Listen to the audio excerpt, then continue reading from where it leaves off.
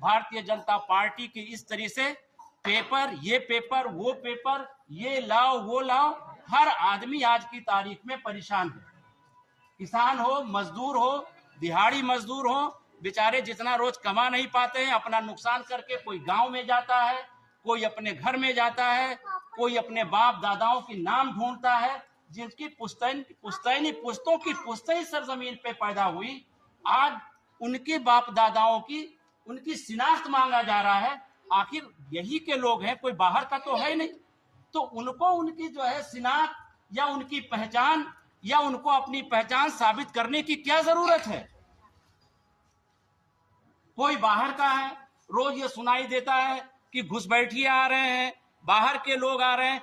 ये गवर्नमेंट 2014 से है और ये गृह मंत्रालय की जिम्मेदारी है कि बॉर्डर सिक्योरिटी उनके जिम्मे आता है। कोई परिंदा बाहर का पर नहीं मार सकता।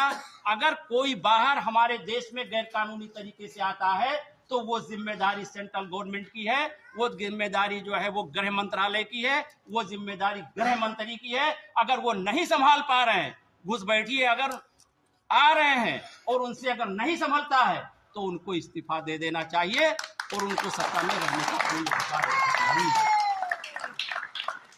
तो मैं कुछ ज्यादा वक्त और समय में नहीं लेना चाहता, लेकिन एक बार मैं फिर ये रिक्वेस्ट करता हूं कि इस बार ईश्वर भाई, सारे लोग आपके साथ हैं, लेकिन ये अभियान चलना चाहिए, लोगों में ये बात जानी चाहिए, क्योंकि अब लोग बहुत तरह तरह लोग कर रहे हैं और हर जात और जमात के लोग। ऐसा नहीं कि ये पिछड़ों की बात है, एससी की बात है, एसटी की बात है या माइनॉरिटी की बात है। बहुत सारे ऐसे लोग हैं जो सवर्ण क्लास के लोग हैं, वो भी बेचारे बहुत परेशान हैं कि अपना हम लोग काम धंधा करें कि रोज हम इन लोगों को नई नई चीजें, नए नए कागजात जो है ढूंढे, कहाँ जाए, कहाँ से लाए, क्या करें। अब उत्तर प्रदेश गवर्नमेंट ने एक नया शिगोफा छोड़ दिया कि जो आधार कार्ड है उसमें आपका जो डेट ऑफ बर्थ लिखा हुआ है, जो जन्म तिथि लिखी है, जो पैदाइशी तारीख लिखी है, अब वो प्रूफ ही नहीं माना जाएगा। और बगैर आधार कार्ड के कहीं कुछ हो भी नहीं सकता है। एक गैस सिलेंडर भी नहीं बुक होता है। चले जाओ सरकारी अस्पतालों में तो वहां बगैर आधार कार्ड के आपका पेपर नहीं बनता है।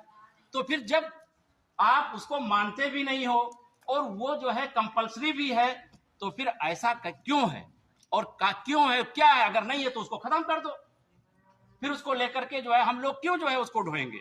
तो इन तमाम बहुत सारी जो है वो बातें हैं, लेकिन एक बात ये बिल्कुल स्पष्ट है और क्लियर है कि इनकी चोरी, वोट चोरी अगर रोकना है तो पब्लिक के बीच में जाना होगा, पब्लिक को खड़ा करना होगा, पब्लिक को जागरूक करना